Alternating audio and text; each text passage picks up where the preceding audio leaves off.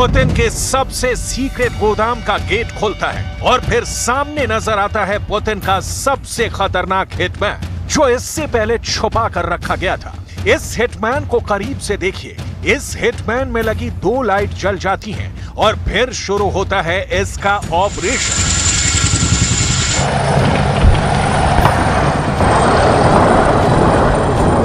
Putin का यह hitman अचानक गोदाम से क्यों निकला और निकलते ही क्यों हमले की प्रैक्टिस करने लगा, ये बात बहुत गौर से समझिएगा, क्योंकि इसके पीछे है एक तस्वीर। ये तस्वीर इस वक्त पूरे यूरोप में वायरल हो रही है। यूक्रेन में ज़ेलेंस्की को ये तस्वीर दिखाई गई। पुतिन के खुफिया एजेंसी इस तस्वीर को जर्मनी, ब्रिटेन और अमेरिका में भी फैलाने लगी है। इस तस्वीर में पुतिन की नाटो से सबसे बड़ी दुश्मनी छुपी हुई है। इस तस्वीर ने यूक्रेन को बहुत ज्यादा डरा दिया है, क्योंकि इसी तस्वीर में पुतिन का सबसे बड़ा चैलेंज छुपा हुआ है, क्योंकि इसी तस्वीर में पुतिन की सबसे बड़ी धमकी भी छुपी हुई है। इसी तस्वीर में पुतिन बार बार बता रहे हैं कि टैंक तो ले आओगे, लेकिन उन्हें रूस के हेलीकॉप्टर से बचाएगा कौन। ये वो तस्वीर है जिसके वायरल होने के बाद मान लिया गया है कि पुतिन ने नाटो के खिलाफ अपना सबसे बड़ा हथियार जानबूझकर एक्सपोज कर दिया है। पुतिन नाटो के टैंक को कैसे घेर कर मारेंगे, पूरी डिटेल इस तस्वीर को डिकोड करके समझी जा सकती है। इस तस्वीर में जमीन पर जर्मनी का वही लेपर्ड टैंक है जो अब यूक्रेन को मिलने जा रहा है, और उसके ऊपर मंडरा रहा है Mi-28 हेलीकॉप्टर, जो रूस का बहुत ही खतरनाक अटैक हेलीकॉप्टर माना जाता है। इस फोटो में मैसेज साफ है, वो ये कि लेपर्ड का शिकार Mi-28 हेलीकॉप्टर करेगा, और पुतिन इस बार यूक्रेन के टैंकों को बख्शने वाले नहीं है। ये तस्वीर 1995 की है, जब स्वीडन अटैक हेलीकॉप्टर लेने की तैयारी कर रहा था, और तब उसके सामने रूस का Mi-28 भी एक ऑप्शन था, और उसका सामना अमेरिका के अपाचे हेलीकॉप्टर से था। तब सोवियत संघ के विघटन के बाद रूस यूरोप के लिए बड़ा खतरा नहीं माना जाता था, और स्वीडन ने रूस के इस अटैक हेलीकॉप्टर को खरीदने में भी दिलचस्पी जाहिर की थी। स्वीडन ने तब अपने लेपर्ड टैंक और इस रशियन हेलीकॉप्टर की एक्सरसाइज भी कराई थी। ये तस्वीर तभी की बताई जा रही है। टैंक के ऊपर एक हेलीकॉप्टर के मंडराने का मतलब है कि टैंक मर चुका है या मारे जाने की कगार पर है, और अब यूक्रेन युद्ध में लेपर्ड के आने की खबर ने इस तस्वीर के साथ Mi-28 हेलीकॉप्टर, जिसे अंग्रेजी में हैवॉक कहा जाता है, यानी प्रलय, उसका खतरा सबको नजर आने लगा है। स्वीडन से आई रिपोर्ट में बताया गया था कि Mi-28 को बहुत कामयाब माना गया। इसका मेंटेन करना, यानी इसका रख रखाव ज्यादा आसान था। इसका फायर कंट्रोल सिस्टम और इसके अचूक निशाने को भी पूरे नंबर मिले थे। देखिए, जब यह हेलीकॉप्टर अपनी एंटी टैंक मिसाइल फायर करता है तो दुश्मन के टैंक की तरफ वो कैसे बढ़ती है और उसे तबाह कर देती है। ऐसी ही खूबी स्वीडन ने भी इस हेलीकॉप्टर में देखी थी। 2 पायलट वाला यह हेलीकॉप्टर, यानी एक पायलट और दूसरा वेपन सिस्टम ऑपरेटर जो मिसाइल लॉन्च करता है, यह 1980 के दशक में तैयार किया गया था। 300 किलोमीटर प्रति घंटे की इसकी रफ्तार किसी भी ग्राउंड फॉर्मेशन को हैरान कर सकती है। यह हेलीकॉप्टर 435 किलोमीटर के दायरे में ऑपरेशन कर सकता है। अब इस हेलीकॉप्टर के हथियारों के बारे में जान लीजिए, क्योंकि वो इसकी शक्ल की तरह ही बहुत ज्यादा खतरनाक है। इस हेलीकॉप्टर में 30 मिलीमीटर की एक गन लगी होती है, जिसमें 250 ऐसी गोलियां होती हैं जो बख्तरबंद गाड़ी को भी भेज सकती है। इस हेलीकॉप्टर को सामने से देखेंगे तो आपको इसके और वेपन सिस्टम के बारे में पता चलेगा। इसमें 16 अताका एंटी टैंक मिसाइल लगी होती हैं। इस हेलीकॉप्टर से 80 मिलीमीटर के 40 रॉकेट दागे जा सकते हैं। इसमें दोनों तरफ इग्ला जैसी एयर टू एयर मिसाइल भी लगाई जा सकती है और बारूदी सुरंग भी लॉन्च की जा सकती है। टेस्ट के दौरान Mi-28 की मिसाइल फायरिंग वाली ताकत देखकर सब चौंक गए थे। इसकी अताका एंटी टैंक मिसाइल ने 4680 मीटर की रेंज पर टारगेट को तबाह किया था, और ऐसा तब हुआ था जब Mi-28 200 किलोमीटर प्रति घंटे की रफ्तार से उड़ रहा था। तब इसकी एंटी टैंक मिसाइल टारगेट के 3 फीट की दूरी पर लगी थी, जबकि इस हेलीकॉप्टर के रॉकेट 4 किलोमीटर की दूरी तक सटीक पाए गए थे, और 40 में से 35 रॉकेट अपने निशाने पर लगे थे। इस हेलीकॉप्टर को 30 घंटे तक उड़ाया गया था, और इसमें कोई दिक्कत नहीं आई थी। रूस के हथियार अपने इसी रफ टफ वाले टैंक को लेकर मशहूर है। ऐसे सटीक हमले और ऐसी फायर पावर देखने के बाद स्वीडन बहुत हैरान रह गया था, और उसकी एक्सरसाइज में ये साफ साफ तो नहीं बताया गया, लेकिन इसमें कोई शक नहीं कि लेपर्ड जैसा टैंक भी इसका आसान टारगेट बन जाता है। हालांकि तब स्वीडन का हेलीकॉप्टर सौदा टल गया और कोई फैसला नहीं हुआ, लेकिन अब इस हेलीकॉप्टर की तस्वीर उस लेपर्ड टैंक के साथ आने के बाद इसकी चर्चा होने लगी है। इस हेलीकॉप्टर और इसके चैलेंज को लेकर तस्वीर बहुत साफ है। अब पुतिन ने बता दिया है कि लेपर्ड यूक्रेन आएगा तो उनका प्रलंकारी हेलीकॉप्टर यानी Mi-28 उसकी बख्तर को पूरी दुनिया में एक्सपोज कर देगा और इसके साथ ही नाटो के प्रीमियम हथियारों की इज्जत दांव पर लग जाएगी। ये बात अब साफ हो गई है कि यूक्रेन में दुनिया का सबसे खतरनाक टैंक युद्ध होने जा रहा है।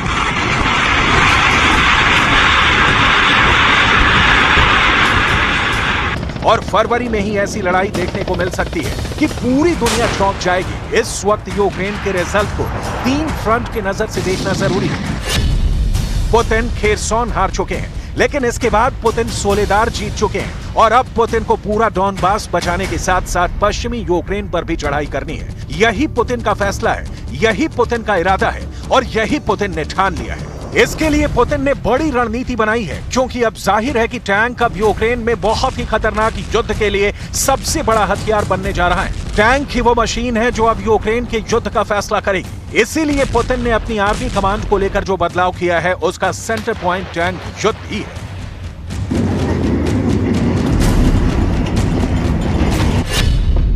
इसीलिए पुतिन ने अपने top tank commander Valery Gerasimov को चीफ ऑफ जनरल स्टाफ बनाया है। Valery Gerasimov armoured corps officer है और टैंक युद्ध के बहुत बड़े और खतरनाक खिलाड़ी माने जाते हैं। इसीलिए जनरल वालेरी गेरासिमोव के आने के बाद अब रूस का फोकस टैंक वॉर पर है और साथ में होगी अटैक हेलीकॉप्टर की वो जुगलबंदी जिसके सहारे टैंक रेजिमेंट यूक्रेन की जमीन को चीरते हुए आगे बढ़ेगी। यूक्रेन में टैंक युद्ध बहुत खतरनाक दौर में पहुंच चुका है, क्योंकि दावे बहुत बड़े बड़े किए गए हैं।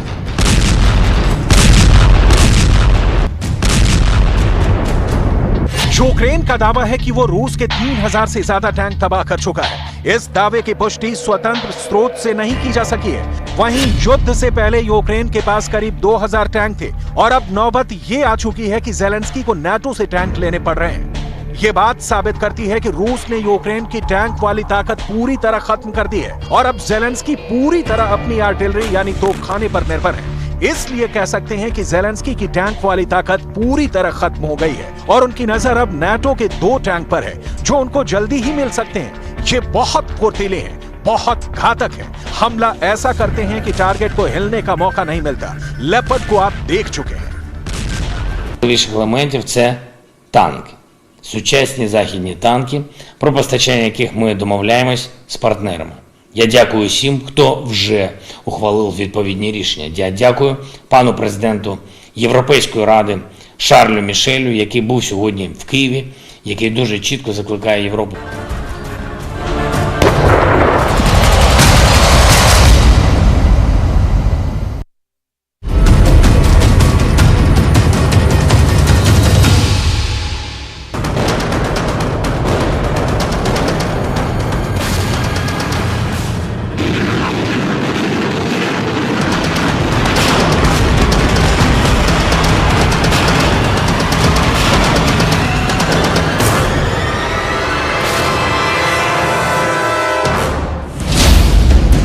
जिस रॉकेट सिस्टम हाइमर्स के बूते युद्ध के मैदान में यूक्रेन की सेना रूस पर पलटवार कर रही थी, अब रूस ने उसका तोड़ भी निकाल लिया है। वोलोदिमीर ज़ेलेंस्की की आर्मी हाइमर्स के वार से व्लादिमीर पुतिन की फौज पर कहर बरपाने के दावे कर रही थी, लेकिन अब एयर डिफेंस सिस्टम पैंसर S1 के जरिए पुतिन ने ज़ेलेंस्की के उस दावे की हवा निकालने का भी पुख्ता प्लान तैयार कर लिया है। रूस के रक्षा विशेषज्ञों के मुताबिक अब पैंसर S1 यूक्रेन को अमेरिका से मिले हाइमर्स को कुछ इसी तरह से पलक झपकते ढेर कर देगा।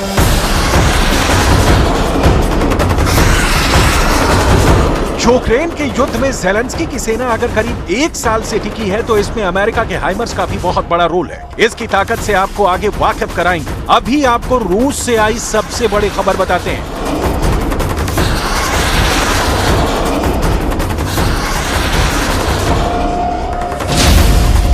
दरअसल रूस ने एयर डिफेंस सिस्टम पैंसर S1 को अपग्रेड करने का दावा किया है। दावे के मुताबिक पैंसर S1 का नया वर्जन 360 डिग्री अपग्रेड हो चुका है। नया पैंसर S1 अमेरिका के हाइमर्स को इंटरसेप्ट कर मार गिराने की कुव्वत रखता है।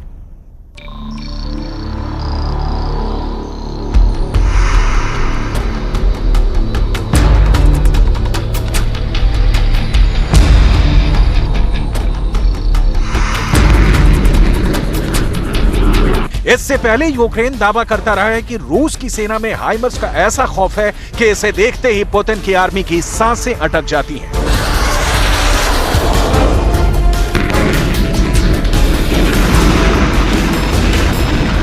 युद्ध के मैदान में ज़ेलेंस्की और उनकी आर्मी हाइमर्स को गेम चेंजर बताते रहे।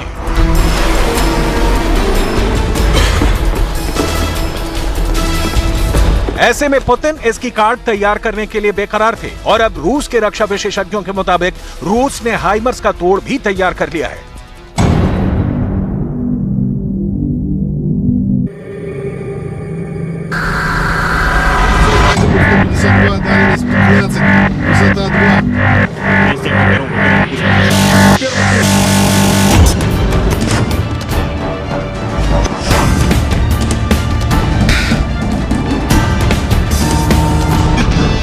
वैसे तो रूस का एयर डिफेंस सिस्टम काफी मजबूत माना जाता है, लेकिन अमेरिका के हाइमर्स ने रूस के कैंप में दहशत पैदा कर दी थी। इससे भी इनकार नहीं किया जा सकता।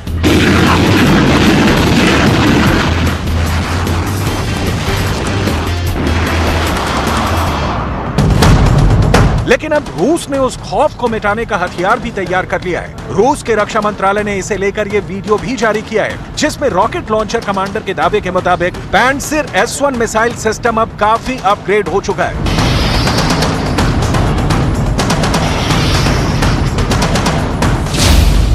दावे के मुताबिक पैंट्सिर S1 अब नए सॉफ्टवेयर से लैस है, जो बेहद प्रभावी तरीके से हाइमर्स रॉकेट को इंटरसेप्ट कर सकता है। इस वीडियो में यह भी दावा किया गया है कि अब रूस ने अपने सैन्य ठिकानों और इंसानी बस्तियों की सुरक्षा का गोल हासिल कर लिया है। रूस के रक्षा विशेषज्ञों के मुताबिक पैंट्सिर S1 एयर डिफेंस सिस्टम हवा में अपने टारगेट को 360 डिग्री के रेंज में बर्बाद कर सकता है।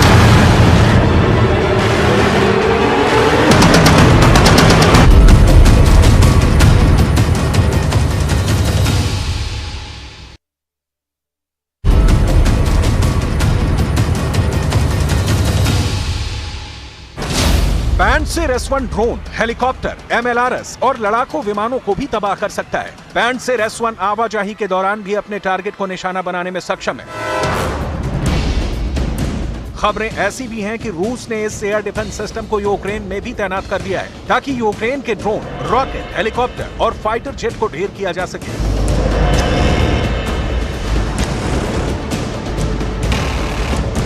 डिफेंस के जानकारों के मुताबिक हाइमर्स की तेज रफ्तार की वजह से इसके खिलाफ तूफानी स्पीड में फैसला लेना जरूरी होता है, जो अब पैंट्सिर S1 के अपग्रेडेड वर्जन से रूस के लिए बहुत आसान हो जाएगा।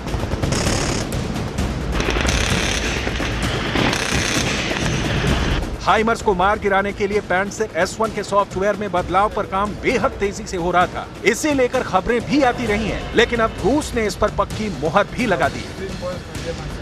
रूस के रक्षा विशेषज्ञों का कहना है कि नए सॉफ्टवेयर के साथ पैंट्सिर S1 यूक्रेन में अमेरिका के हाइमर्स रॉकेटों को जमींदोज करने की ताकत हासिल कर ली है।